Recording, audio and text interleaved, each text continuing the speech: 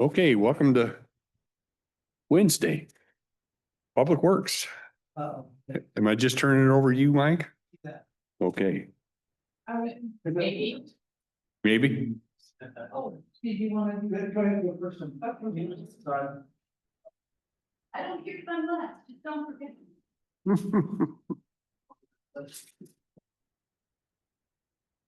I can see it.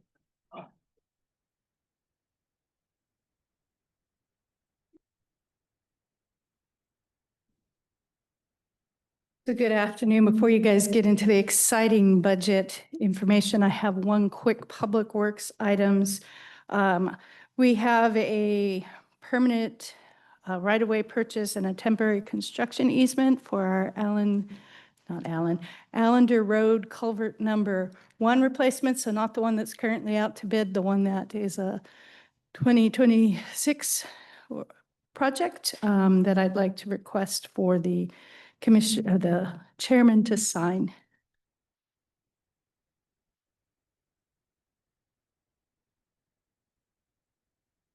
Okay. Where's this at? This Allender Road up in the Riderwood area.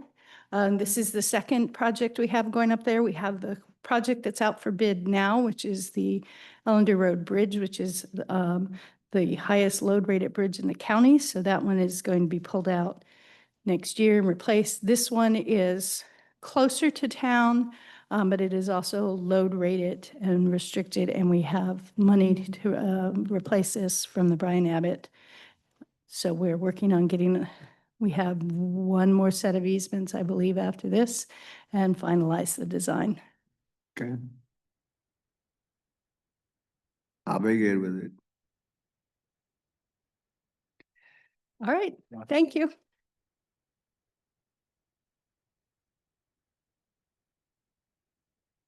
Currently, it's kind of a concrete culvert, right? Yeah. Is it replacing the same, or No, it'll be a different thing? they don't like those center piers, Yeah. so the fish Can't swim around them. Yeah, yeah. Those obstructions stop them dead in the or right in the middle of the stream. Dumb fish. They just swim right into the piers. Yeah. What kind of water are they drinking before they hit there? Must be a couple degrees too warm. Yeah.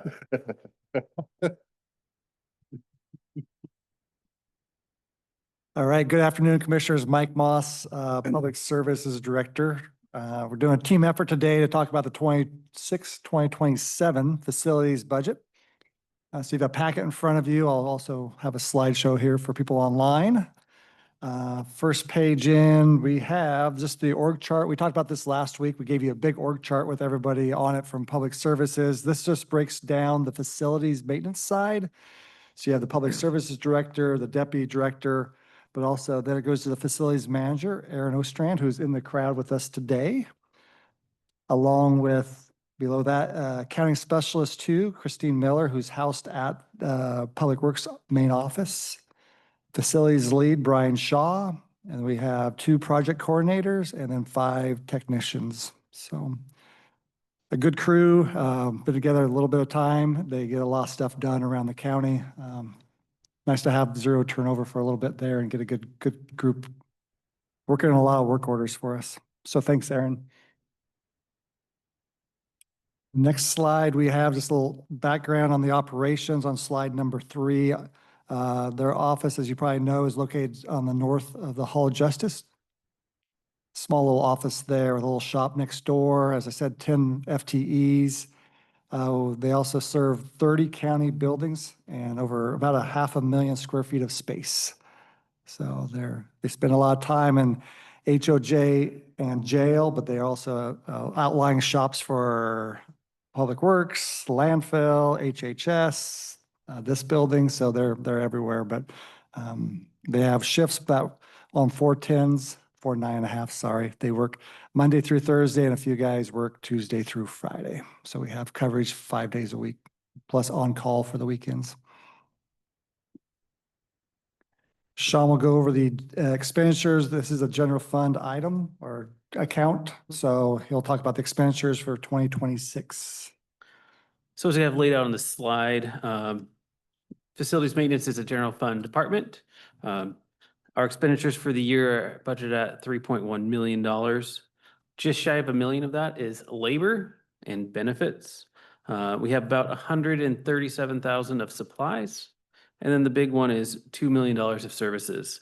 That's gonna be between our utilities, insurance, repairs, and then janitorial, as we talked about yesterday, may or may not be on here anymore. So utilities, we have water, sewer, electricity to every building, kind of a have-to item there.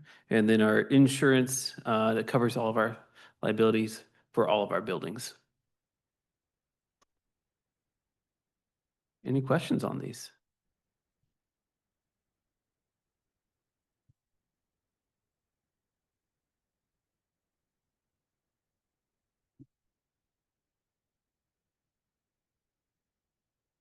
Well, actually, since you did bring it up, Sean, with the janitorial at the HOJ, do we kind of have a plan as to what that's gonna look like? It's challenging the common areas, behind the scenes. I think most departments be willing to clean their own area, their own bathroom, take out their garbage, but there's a lot of common space, common area at HOJ, but also this facility here. Who's cleaning the windows? Who's cleaning the stairwells? Who's cleaning you have a lot of restrooms also at this facility here that the public uses. So that'll be the question for us because it's probably going to go back to the maintenance side, unfortunately, because I think most departments will clean behind their own doors, but not in the common areas. And that's going to be the challenge for our maintenance crew is who does that fall upon? Or do we look at even a smaller janitorial contract? Do we just look at someone to just do the common areas and have a $50,000, $60,000 contract compared to a $234,000 contract? We did go out got 2 bids in the last 2 weeks for companies to do all the areas that we have currently under contract with the third party Celix. And they came in at, one was at 333 and the other one was at $311,000. So quite a bit more than what we're currently even paying. So I know it's going to be a challenge to get through that on the general fund budget, but maybe there's a little lighter amount that could just do the common space areas. So someone will have to decide as a group before budget's finalized.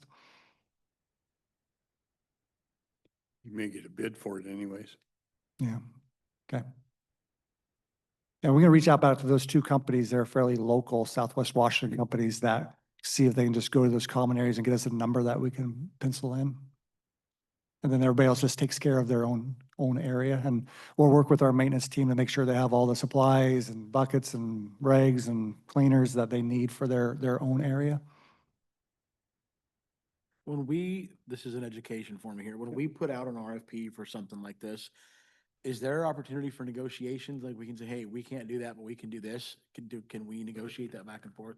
So these ones specifically are on state contract. So we have the ability to go in and say, hey, we're looking at this area, this X many times a week. We're looking for these types of services. And we can work through that with those companies.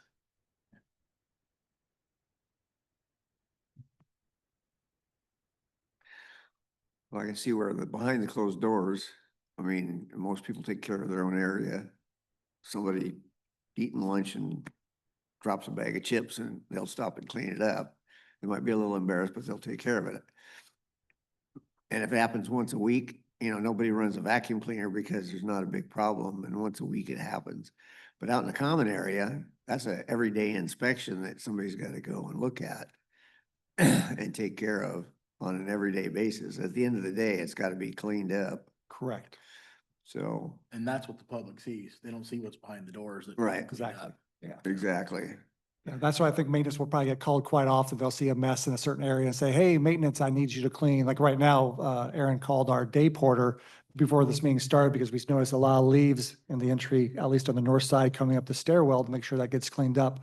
That would probably, if we don't have any contract in place at all, I would assume that would probably be unfortunately falling on maintenance's shoulders to clean these common areas throughout the day, not just once a week or something, but probably, especially in the winter months, probably almost daily. And with 500,000 square feet to maintain throughout the county. And also, we haven't got to it yet, but landscaping, it was on our list to take off to save the general fund some money for next year. So between the maintenance crew and hopefully the jail working crew, we'll maintain our landscape around the county. So I don't know how much extra time they'll have also for the common space janitorial stuff. But we can certainly, if you guys are willing to get you pricing in the next week or two, hopefully maybe next week, if we do a rush with these two companies just to see what the common space would look like dollar wise. Yeah. Okay. Thank you. We need a janitorial closet. That's the other issue. Certain departments, I don't think have that. There'll be a shared one in a common area, like a hallway will come out and get their bucket or their mop or their vacuum. Yeah. Yeah, I gotta make sure I get a left-handed toilet brush.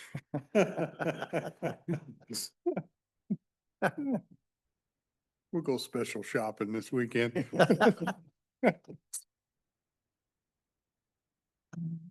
Moving on to just a few projects, project review from this last year. Not all of them are on here, but some of the major ones on slide 6. Those are a couple pictures of the admin roof of this facility here. These are a couple before pictures. And the next slide is what I believe this contract was through WeatherGuard, finishing up just a month or two ago. Wow. I think this was right around a $400,000 project. 450. Looks like they did a good job. I guess we'll find out. Well, the rain started, so. I know. We'll know soon. We'll know shortly, right? Where did we end up with our broken window? You want to try that one? Anna Clement, Public Works. So we're doing some research on it. I have to gather my thoughts about where we left off of last. We wanted to pause until the spring because we're going to try to do the skylight replacement in the winter months, and go kind of back to the drawing board with engineering on what we wanted to do. But conveniently enough, we had a roofing specialist come out from Portland, and he was walking with Jason. He was working on the Millig project. He's walking our roof on some of the patching that was done at that project, and we actually brought him over here to look at the skylight, because they do the larger buildings in Portland that have that type of setup. And so he was actually going to work on trying to get us some pricing just to see. He was like, "That's not going to be that hard," I guess more local companies don't necessarily want to honestly work on that kind of stuff. They don't have to, they don't necessarily have the expertise. So him coming in from Portland, he's going to give us some engineering tips and maybe get in touch with one of his people at his company to try to get something drawn up that we could look at this spring. So still in the same game plan as far as timing, but maybe we'll have a better opportunity to, and better options. So sorry, that was kind of a off the cuff, but that's what's going on actually, so. We're just looking at it from under the bottom side, looking up at it, as shattered as that is, it's still holding together and obviously not leaking. I'm wondering if we should, I don't know, coat it with snow coat or something that'll, if we get a big hailstorm, God forbid. Right. And I think we had talked about internally covering it, maybe even with like plywood or like a plexiglass, so it's still see-through. The problem with, aside from the engineering and the weight, is getting up there. So we have to build scaffolding, and we can't get any lifts that will fit in the elevator or that have the capacity to move up that many stories. So that was the other part of research we did, but we're working on getting some kind of safety measure in there. Probably, I think the last thing we talked about was being underneath of it, not over top of it.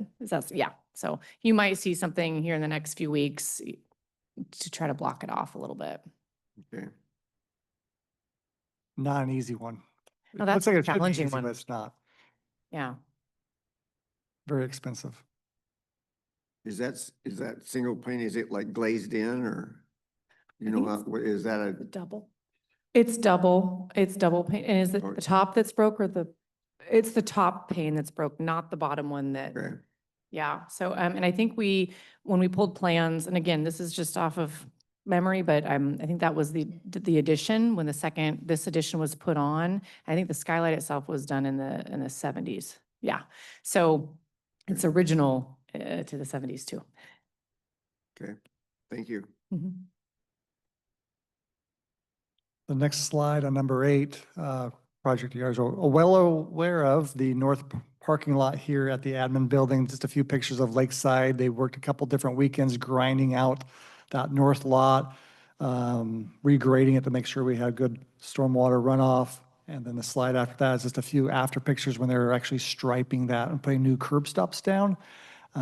Still hoping in the next week or two, getting the lighting done in the north lot. And we did find a few other options this last week on planter boxes, looking at doing planters and possibly shrubbery or trees in the springtime, so. We do have a backup plan for some temporary lights if we don't get things done in time in that north lot. So we know daylight savings time is this weekend, which I know it's dark when they come in now, light when they leave, but that'll be reversed next week. It's the lighting you're waiting on Kelso for? No, it's actually, we heard engineering, but I think it's more of the engineering from the side of the company we were using to put the lights up, not Okay. so much Kelso. All right. They do require the engineering, but they haven't got all the paperwork to them yet. Okay. But it sounds like that'll be completed this week, and then they can pour, and then everything's in stock. They already have all the lights and the light poles in stock at their shop. They're just waiting to get the approval from Kelso, get them in the air. But I think after we pour, we still have to wait 5 to 7 days before we start working on it. So, Yeah. so if they pour next week, it'll be a week after that before our lights are probably in the air. Another project that we just did partially, we want to see how it worked, plus we had a big hole. This is the HOJ ivy removal. This was on the northeast corner below the sheriff's office. The left-hand picture, of course, you can see all the ivy going up the side of the trees, on the building, on the pole or the columns. The right-hand picture, we, third party, the same company that we've been using landscape around the county. Removed the ivy, did some spraying, but also there was a big hole below where you can hard to see, but behind two handicap or two signs there on the right-hand side below the sheriff's window was a big cavity, a big hole that people had dug into the side of the building there. They actually found some homeless person sleeping there years ago. So that's now been all filled in, put mulch on it. So it looks tons better. It worked out well. The pricing wasn't that bad. So now we're going to go around the rest. The plan is to go around the rest of the building. We want to see exactly what we're up against doing this one corner. And we also know the north parking lot here at this facility has tons of ivy around the entire three sides of it. So this project here came in a little lower than we anticipated. This corner, it was like $9,000 contract, but about half of that was to fill that hole in. So it's only about $4,000 to $5,000 for the ivy removal.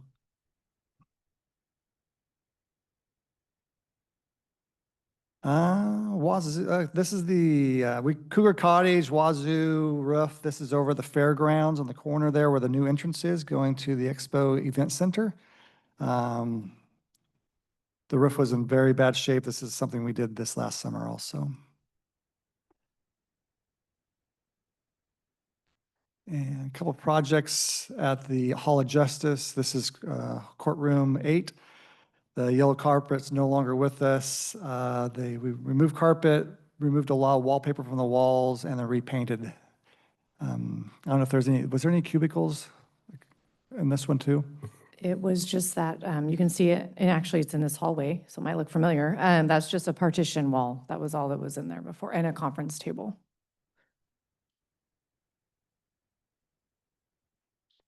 And some next slides also, the district court or the hallway. Once again, on the left, you can see some of the brownish wallpaper that was removed. I think it's almost like a carpet wallpaper, similar to what we have in a lot of the rooms of this facility.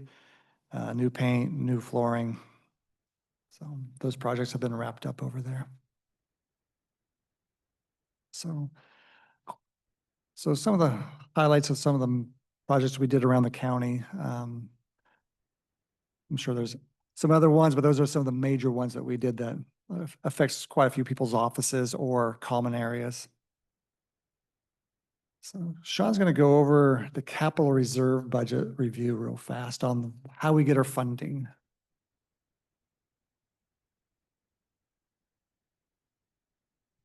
So the capital reserve, or our 31001 fund, is what we do all of our capital projects out of. We've seen this on some Monday morning budget items in the past.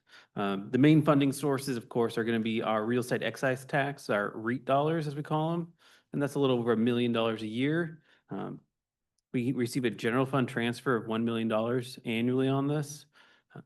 And then we have some interest income. And then on the roof of the Hall of Justice, we do have 2 cell tower leases, and we receive about $73,000 annually from those leases. So I wanted to talk a little bit more on REIT itself. And I don't know if the board has had much of conversation about REIT. We have a nice little handout. It might look familiar to you. We've seen these on Monday mornings in the past. So there's 2 types of REIT. We have REIT 1 and REIT 2. Being our type of county, we are only able to do REIT 1. They have different spending authorities previously. They were spending caps based upon your fund balance, what type of activities you were doing on that. And then in this year, at the end of July, House Bill 1791 went into effect that removed a lot of our limitations around that. The spending authority between REIT 1 and REIT 2 are now the same. They can do the same activities.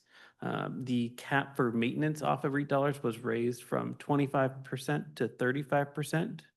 And then the $1 million annual cap on that was also removed. So if we do see a fund balance on this in the future, like we had in the past, we can use more of these dollars for maintenance type activities, and we don't have the same limitations on the type of projects we could use them on. Any quick ideas on what the changes mean dollar wise? Well, we're spending most of our money down on some Hall of Justice projects, mainly the HVAC. So as we build our balance for the future, when we need to do our next set of roof replacements, next set of HVAC work and things like that, we may have more ability and more flexibility on how we spend that money. Do you mind explaining like how the changes have affected us through current, like what that looks like? Yeah, so in the past, we've maintained a fund balance in here of $4 million, specifically for REIT dollars, because we were only able to spend 25% of our REIT dollars to do maintenance activities, capping at $1 million. So to really leverage our ability to do that maintenance on our buildings, we kept that value in.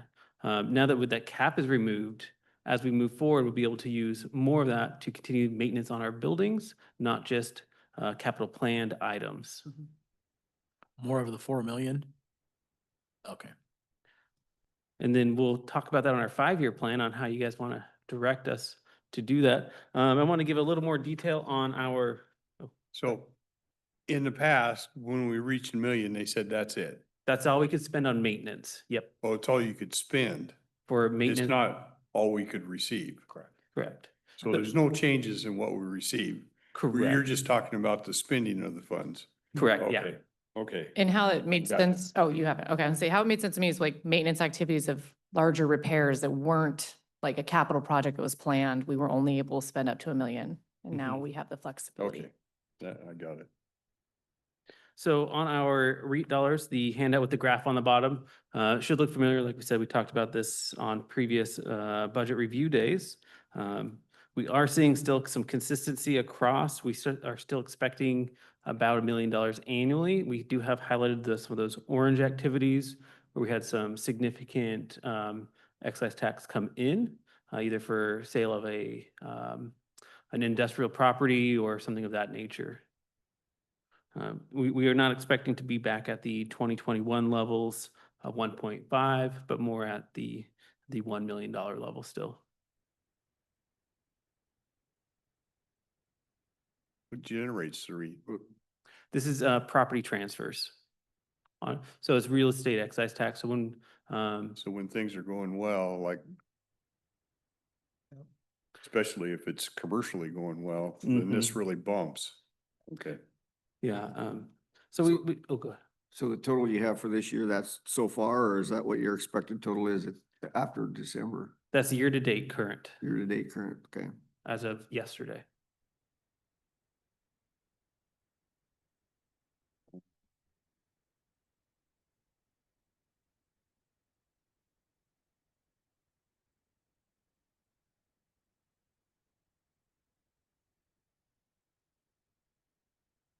So now since we know some of the funding for our capital, you can move to the 5-year capital plan, which is the other large sheet you have in front of you there.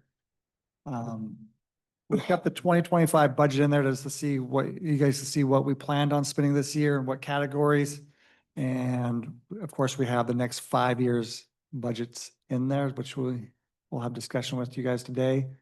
We try to break this down, like 1 through 9 is our maintenance items we have in the facilities, from HVAC, arborist, landscape, things that we have every single year, equipment, contingencies. 10, 11, and 12 are roof items. We try to lump those together. 13 through 16 are parking lots. 17 through 25 is like miscellaneous. 26 through 28, seismic and facade repairs. And the last 29 through 33 is HVAC items. So instead of mumbling them together, we try to break them down so it's easier to see if we're doing a roof or we're doing a parking lot, where we're at in the budget line items and how far out we need to schedule those. So Sean will go through, if you guys don't mind, where we're at from 25 and going into 26 and see what line items need to stay or need to be changed. And then, as we look at 25, we have that highlighted in that, salmon color. We've highlighted some of the in a deeper orange. Those were projects that we had anticipated trying to do in 25 that we did not get accomplished. So like Mike said, we have our type of activities. 33, 34, and 35 are debt payments. That also includes the morgue and then any anticipated debt we're taking on for the Hall of Justice. On the lowest section of it, we have some anticipated cash flows for the years. And then I have a nice blue hold spot in there, just in case if there's any ARPA dollars returned, we'll gladly take any of those. Just tossing that out. So going through 26. Your optimism, Sean. Just want to have somewhere to spend it if it comes back. In 26, we are reducing our maintenance budget. That's that $1 million we talked about in REIT dollars previously, from 855 down to 680. We've removed our landscape, reducing some of our HVAC preventative maintenance on there. With the Hall of Justice coming online with the new system, we're expecting to see that drop off. In 27, we're expecting to see some of the HVAC engineering support and the BAS DDC support dropping off as well. And then our preventive maintenance still coming down from there. We're down to our filter changes and the rest of Aaron's crew's doing the rest of that. Still maintaining our small projects, large projects, and then our contingency funds to make sure our maintenance program's there. 10, 11, and 12, we have our roof replacements on there. We expect the jail roof to last through 2028. Juvenile roof, we have issues there. We know it's an issue, and we're expecting about $3 million to replace that in full, plus with engineering included on that. Going from 13, 14, 13 was accomplished this year. 14, we did a little bit of drainage work out there. We didn't say we didn't do anything, but we didn't do the concrete. We fixed the drainage on Annex and trying to make that a better area. Item 15, the museum parking lot, we're estimating about $200,000 on there to do a grind and repave. And we'll probably address some of the bushes and trees while we're over there. 17, that's going to be coming from the CTIP committee. We're going to talk about that after this one. I think Savannah's got another presentation to run through there. We do 17A is a new item on there. We have some rollover from carpets that need to be done, but we strategically paused on some of that until the milling project's done in some areas, so we're not dirtying up fresh carpets. Juvenile fire panels was another one here, item 19. We did see some significant increases from our estimates originally. The fire panel does need a full replacement, and then some of the actual equipment in the areas are at end of life as well. And so to accomplish that, we need to do a full replacement on that as well. And then we have future planning for file panels at this building, the jail, and then the sheriff's evidence storage. We got some quotes on that this year. It was a little bit above budget. We're still trying to work through that. We'll need to do some stormwater engineering on that, but we've maintained it in there. And the ivy removal, we talked about. The facade, I'm just jumping down to 28. We have a $750,000 placeholder in here. Just jumping in on that, we don't, as I talked to the board about a week or so ago, we just still don't have a hard number because we haven't done the investigative work on the inside, and we won't have that done until after the budget's adopted. So if it's, of course, above or below that, we'll come back to the board and do the budget amendment process, and then this would be revised. So still an opportunity to make changes, just so you're aware. But it is an unknown, but we want to make sure we have adequate placeholder in there so we can correct that issue. And then getting into the HVACs, we have a variety of HVACs throughout the years. Countywide, doing some control replacements to help with our Siemens system. Again, sorry. No, go ahead. So to shed some light and insight on the Siemens system, you probably heard about it. You probably haven't heard great things about it. It's a proprietary system, meaning we can't use any outside vendors. There's no low bid opportunity. We spend a lot of money on it, and we have a very antiquated system. So our largest system is, of course, the Hall of Justice, and we'll be getting to more non-proprietary systems so we can use whoever is able to work on it at low bid. But also, we're looking to do that for countywide. So Siemens still runs this building, the annex, Public Works, and I'm missing one, jail. So that's our goal, is to eventually cycle that out and get with a system that we can run effectively, but also at a lower cost. So anyway, that sheds a little bit of light on that. I think controls is a little misleading, but it will be cost saving and update our energy efficiency as well. So item 33, the big one we're working on currently is the Hall of Justice HVAC replacement project.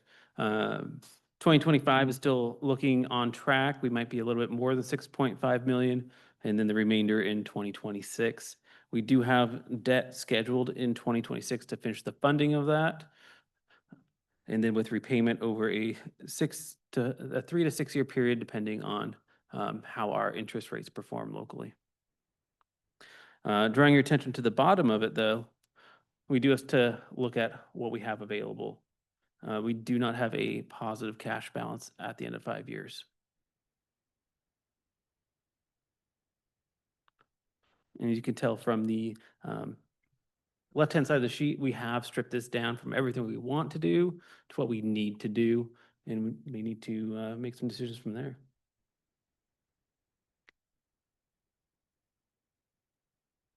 And it's assuming that revenue is going to stay the same. That also considers general fund transfer of $1 million stays the same over those 5 years. Even with that, it still shows close to a $2 million deficit in 5 years if we continue down with these projects listed here.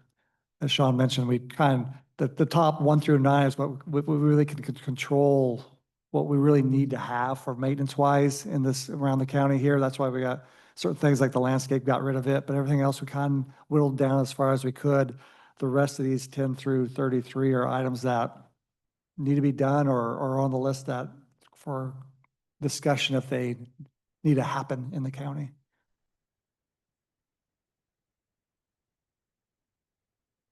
What's the special value of the arborist tree maintenance? Is there something there that I can't do with a tree saw? Do you want to answer that? Sure. Oh. So around the Hall of Justice, we have some quite tall trees that we still need to address. Along First Avenue, we have still the jail and juvenile areas. Once we get the high ones back under control, I think we can do most of that in-house for the lower tree work. Okay. We don't tend to use an arborist unless we have to. So it definitely is a budgeted cost just in case, but we usually will only do it if we have to have a professional opinion or we don't have the capacity to do it ourselves, so. Yeah, we trimmed the trees back near Hall of Justice, I think 3 years ago. So then they start overgrowing again, especially on top of the roofs. And critters get on the roof easily that way, but also, of course, limbs and leaves. So Okay.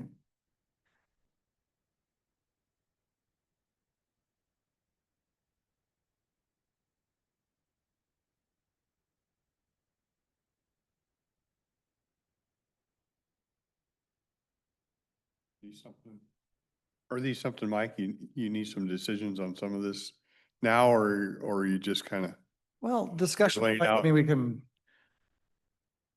mean, next year we still have a cash balance. yeah, So it's just a question, really looking at, take 25 off here. We put 25 on there just so you can see where we're at and what we did and a little history there. We could have put more years on there. But 26, like I said, 1 through 9 is really stuff that needs us. We whittled it down $170,000, what we currently have from 855 to 680. But the other ones are going to be questions of, we have juvenile next year at 1.7 million for the first sections of roof. yeah. Parking lot at museum, CIP committee on number 17 there.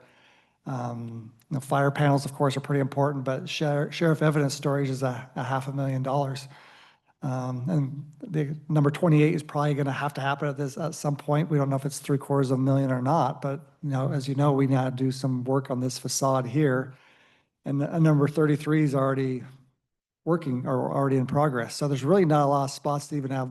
There's only probably 3 or 4 items on here that even have discussions. The rest of them are what they have to be. I think there's still question marks on juvenile. In fact, it was part of the discussion I had this afternoon with them, is trying to come up with ideas what we can do with that. So that, I think that one probably is going to remain open for a while. The current facility. And Yeah. Yeah, because we have juvenile line 11, that's about 3 million, as Sean mentioned, for the roof, but down below on line 30, estimating 2.3 million. oh, And then 900,000 the year before, or 2 years prior for replacement and control. So about, $6.5 million.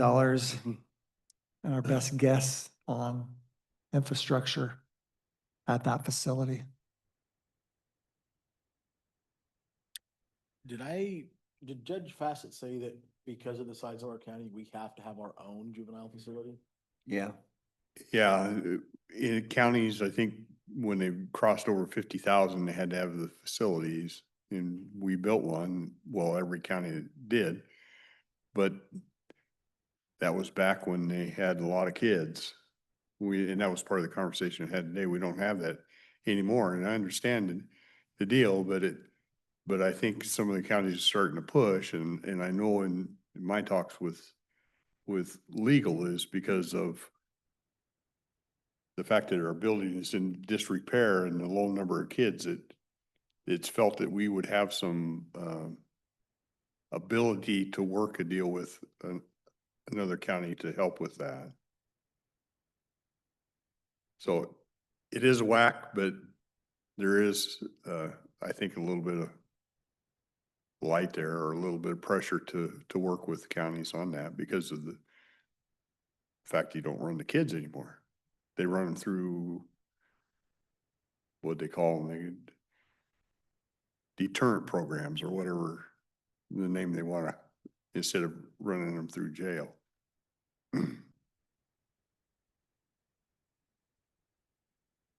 Yeah, I don't know how much further out we can kick juvenile roof. Aaron mentioned this today. Before it that- comes in. Yeah, Right? he mentioned that we have Weather Guard under contract, and had to call them in today. We had some major leaks in different areas at that facility. So we're gonna have them go try to repair as much as they can, as many as they can, but it's getting to the point where it needs to be fixed. Unfortunately, it's just not gonna be cheap. You know, I'm not big in going with my handout, but this might be something we add to at least make our legislatures aware of it, because they all get a certain amount of capital stuff they can do. I think I was gonna ask them on the facade, but we may consider an ask on the other two, because it's gonna take us a while to figure anything else out. There are other items too that aren't, and I don't mean to drill it in, but just for awareness, there is a current request we're working with juvenile and IT on for over, I think probably we're ballparking over $500,000 on their security infrastructure, door lock mechanisms, et cetera, that's not represented on here, that will be coming forward probably in the next couple months. That, again, not on our list. It is heavy IT, but still capital nonetheless. On items 26 and 27, 5 years out, you're looking at monies for seismic upgrades. Are there known issues that were somewhere we need to do and we're just putting it out till? Every 5-year plan I've seen has had that on the 5th Ev- year. Everyone. Let's keep rolling it out. It keeps getting rolled out.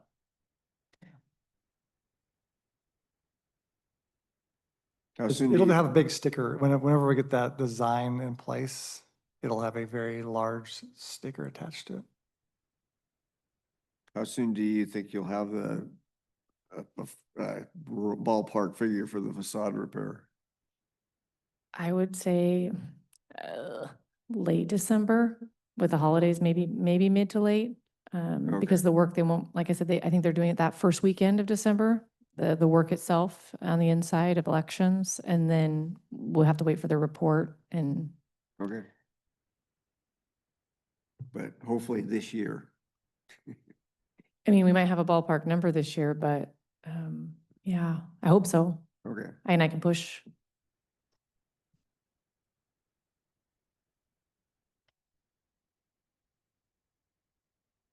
So Sean, does this gets approved the same time as the budget in December? Yes, this will be one of the plans with our 5-year plans that will be approved on the budget package.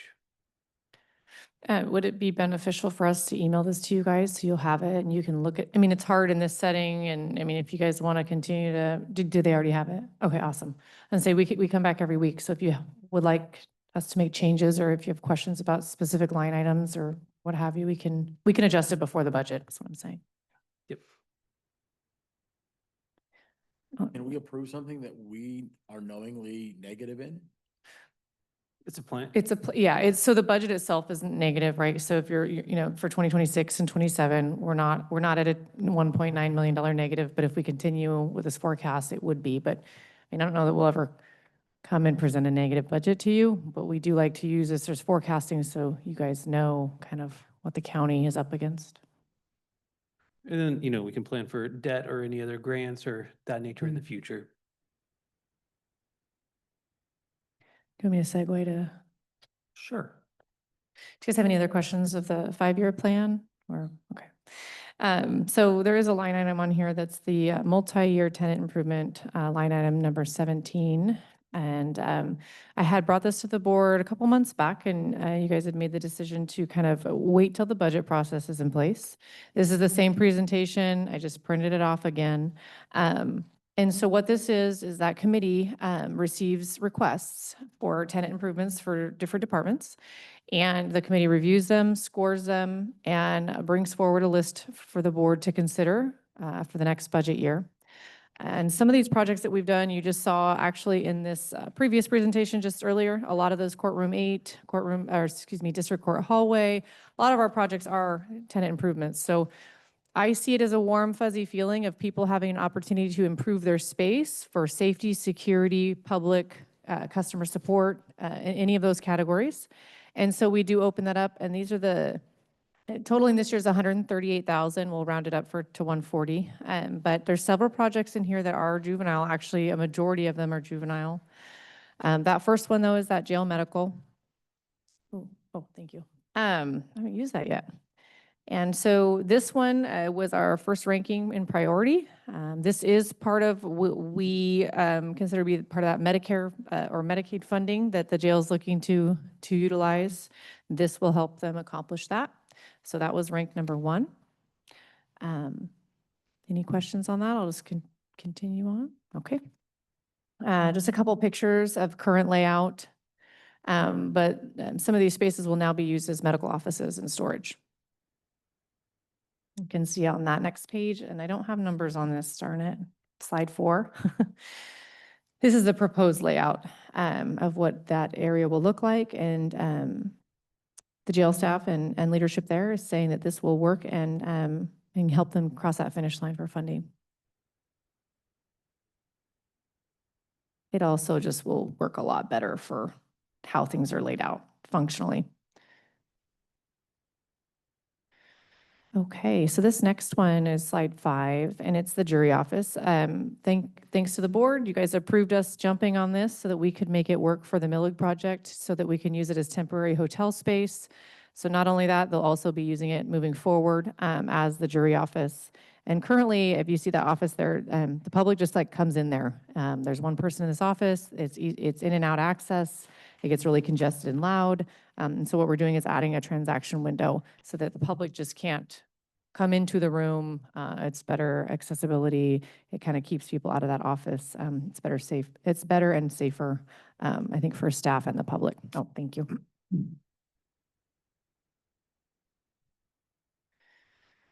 And the next one's just kind of a proposed layout that we had on that one. So we'll, go forward. So the next set of projects are the juvenile projects that were proposed by staff there at Juvenile. So we've got the entrance, which includes repairing that overhang. Gosh, I'm vestibule, atrium. That's it. Gosh, it was right there. It's leaking. It ruins the flooring in there. So their first proposal was to replace the flooring, and then kind of asking those leading questions. It's because of water damage, because of a roof leak. So we actually added that onto their request, not wanting to replace the flooring if it was going to continue to get damaged. So that one grew a little bit in scope, but it's likely for the best. So that one is about $33,000 to repair that atrium and replace the flooring. We're looking at flooring that is still indoor, outdoor, or more outdoor leaning flooring in the event that, for something, if there's water or debris that gets in there, it's easier to clean, lasts longer. Okay, next one, that's ranked 4 on the list, and it's a juvenile lobby courtroom flooring replacement.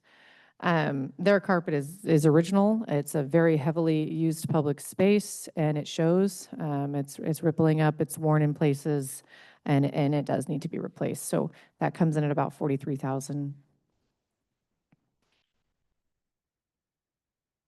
And the entire space will be updated. So not just that lobby, but also that front entrance. And you can see on the left-hand side, that's actually their courtroom in there. That'll also be replaced. It's the same carpet and quality. Okay. So the last one, and this is a ranked number 5, it's the juvenile shed rehab project. That is currently their, it says right on there, their work crew shed where their kids will come in and get their equipment and tools. They also store their lunches in there. It is in need of significant repairs. We'll be replacing some of the siding, replacing that front overhang, do some power washing, and essentially just rehabbing that to keep it going, keep it up. And so that comes in at about $20,000. There are, if you see that picture on the right-hand side there are definitely some animals of some kind living there. So.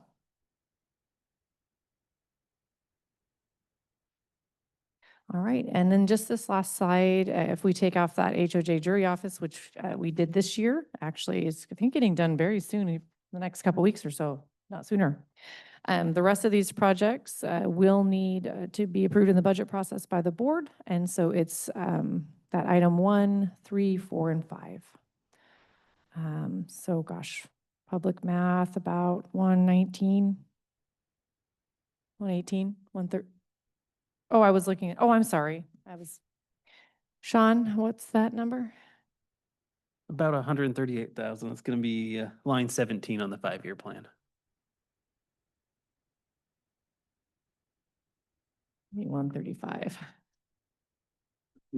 So again, I mean, because this process doesn't necessarily have to be in the budget, the board can approve these now, or you can think it over and also just roll it in with the budget, since they won't be for 2026 anyways, so.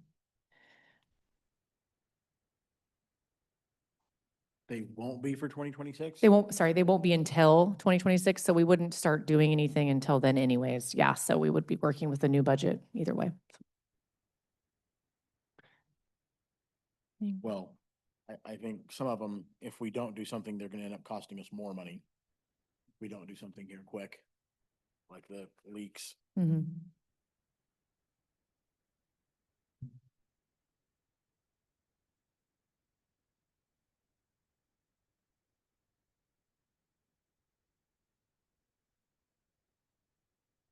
So that's the end of our maintenance capital presentation.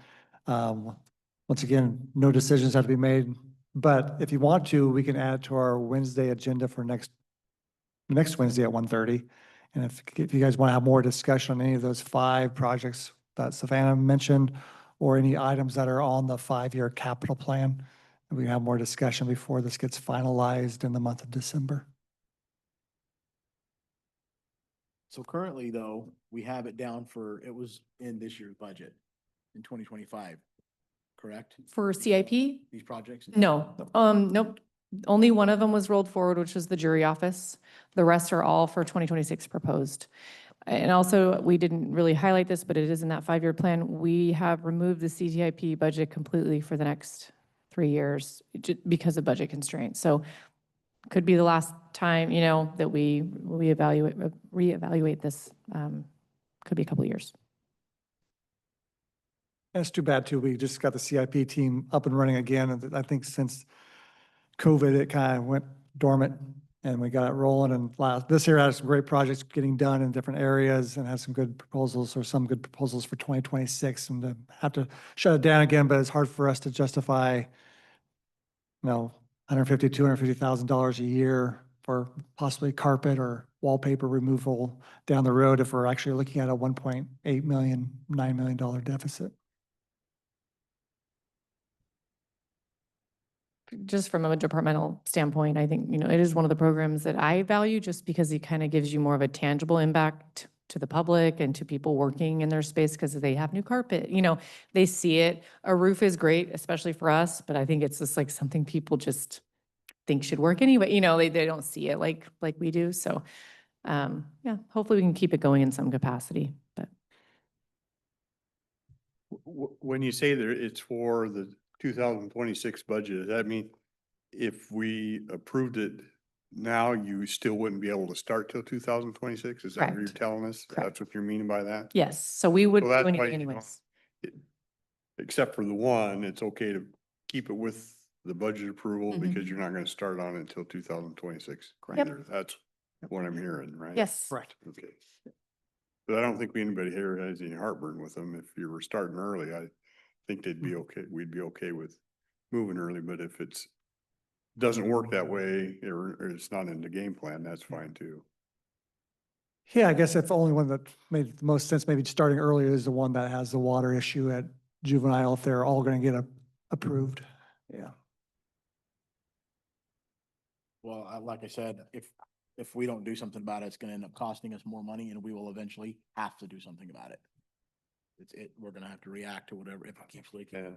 Yeah. Well, I would suggest if we're comfortable, let's just make a motion and approve it. And if they find time and they get started early, that's great. If not, it's going to be on the time frame they had anyways. I agree. Yeah, absolutely. Okay. I'm only saying this, I'm going to take that as an approval and we'll move forward, but I want you guys to know that we did evaluate it. I don't think that we would leave knowing that, we wouldn't just leave it be and have them do a CIP process if it wasn't something, like if we saw the immediate need that it was going to be long-term damage or really, we would just have to do it and come to the board and, as an emergency repair. So just so you guys know, because it's an outside-inside area, I think it wasn't original to the plans, it was an add-on, it wasn't done correctly, but so hopefully you guys don't think we just ignored it and let it. Anyway, that was my only caveat. I didn't think that. Okay. Well, I thought it, but only briefly. As long as it was brief. We're just trying to give you some flexibility. If Appreciate things that. loosen you. up, then go for it. We'll get Okay? Aaron's crew on them. Yeah. Thank you. Okay. I believe Savannah has one miscellaneous item update for. For Millig, yeah. So Millig project, it's not all rainbows and butterflies today, unfortunately, which is sad for me. But I did want to let the board know, I'll be sending out an email this afternoon that we are doing a schedule bump. Originally, the Zone 2D, which is the clerk's office space on the second floor, was supposed to be getting done November 10th or that week of, and we're pushing it to November 17th. They did fall behind. We had some pretty high profile, still have high profile jury trials going on, 3 in a row, which it prevented us from doing any work on some days. So that slowed us down. Millig's proposing that schedule bump, which I'm okay with. It'll actually help us do some hotel move arounds and give us a little bit of time to do that for the sheriff's office, which is our most probably diverse and as far as divisions go, and the most people will have to move. So anyway, so I'm okay with that. Hopefully the board's okay with that. I did give the green light. The other proposal that our teams met on quite a few times with Millig and amongst ourselves, they would like to change their schedule from a daytime shift to a swing style shift, which would mean pushing their start time till 4 p.m., mobilization, start work at 5 p.m., which means they don't have any noise constraints. They don't have to be concerned, and the courts don't have to be concerned with noise in their courtrooms or jury deliberations. And so this new schedule would be a swing shift schedule from Monday through Thursday. So again, after kind of mulling it around with our team, we do think it'll be beneficial, and I think it will help us in potential future delays with some court stuff. So I do think it's a good move. Will it cause us a lot of headaches? Yes. But I do think also in talking to Milligan, just knowing kind of how the contractors are working in those contracts, we would have paid a lot of money up front if we would have proposed a shift like this to begin with. And I think we didn't want to try to do that with the constraints, but I think it ended up working out. Things happen for a reason. And I think because they're recognizing the lack of work they're going to be able to do, and they want to make money, and time is money, that they're willing to do this schedule change without an added cost. So that was also a contributing factor to being okay with it. So I'm working with the courts, getting them feeling comfortable again, hopefully, on this new schedule. What time will they be done? 1 or 2 a.m. And hopefully their cleanup is done because we're not going to be there. in the That morning is to help. correct. Hopefully. And that was a big point that we had in agreeing to this, is ensuring a clean area at an 8 a.m. start time, which has been problematic a little bit.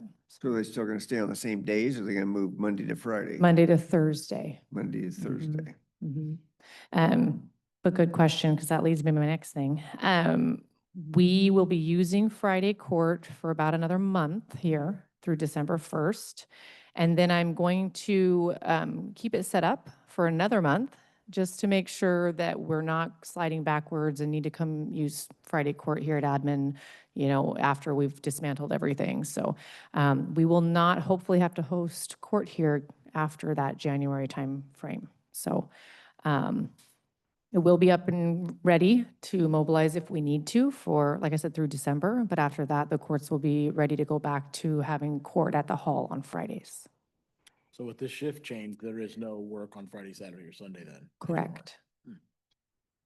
Unless they find themselves in trouble and need the extra time. Correct, which is why I'm giving it yet another month, just in case. It's a good call. So, Well, it seems like on the surface, when they're working and they got an empty building and they're not worried about noise, they should be able to move along a little. I do. It I should mean, that would speed things seem up. logical Yeah. anyways. Yeah, so. and we tried to, in the beginning, we tried to do more of a night shift, but it was going to be so expensive. So we didn't pursue that, but now it's kind of worked out, so. On them. Yeah, okay. So those are my updates. Any more questions? Thank you. Thank you. I think we have one more thing. We had Travis. Good afternoon, Commissioners. We're moving to IT.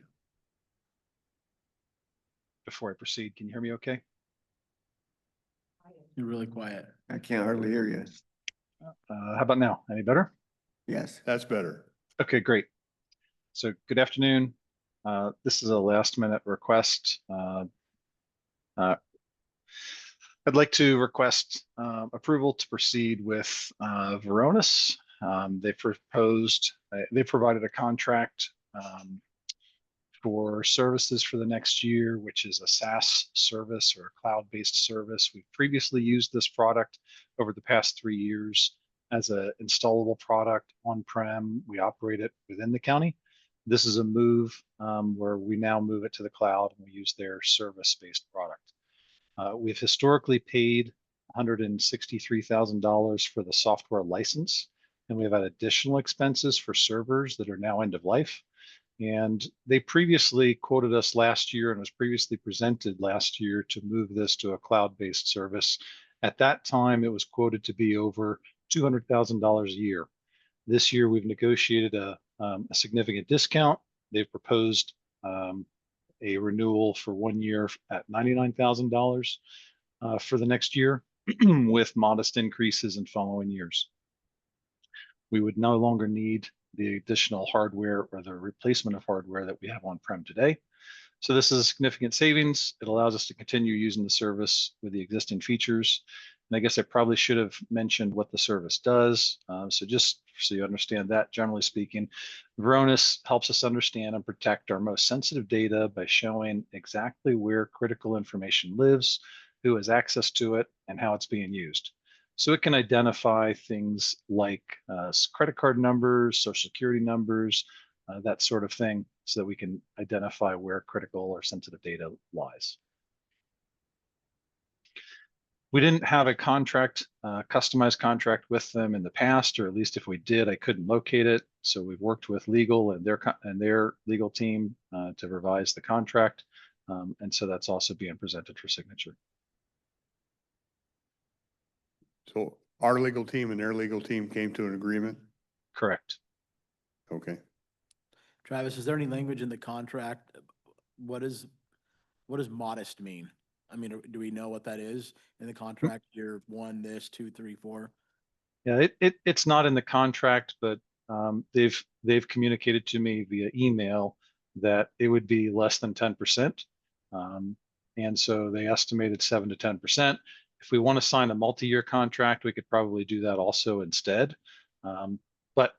And if we did that, we might be able to get that lower. But right now, that's what they've provided to us.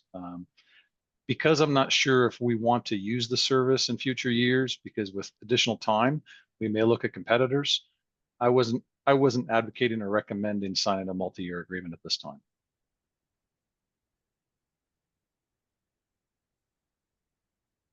Okay. So it's provider we've been using, we're just using them in a different way at a lower cost. And everybody signed off on the contract. Yes, sir. Okay. I'm good with it. Real quick, Travis, when you say we may not need to use them in the future, are we using them? Why are we using them now then? If there may not be a need for them in the future. Yeah, we would still want to have that functionality, but we may prefer a different vendor, a different product to do the same function. So at this point, because we already use them, because we didn't have time to evaluate alternatives, staying status quo is the right path forward. In the future, if we have time allows, competitors may want to bid and provide alternatives. We're not at the point now where we can reevaluate that. Okay.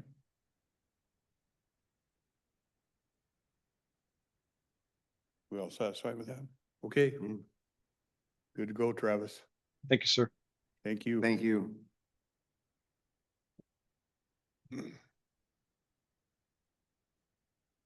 Anything else? Oh, I met with Judge Evans, and I forget the gentleman, he comes to us from Utah in juvenile.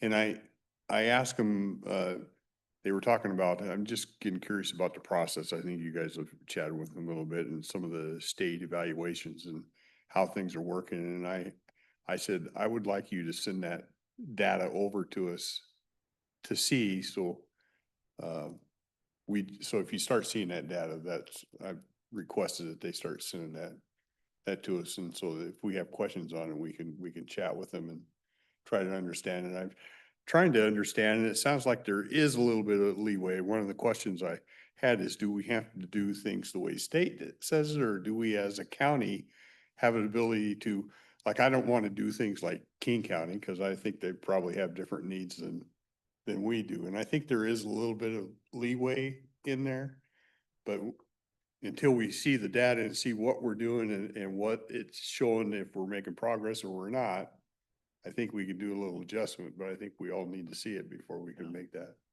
So if you start seeing that, that's why. That's good. Okay, anything else? Okay, we will adjourn. Privy, you did it. You made it through.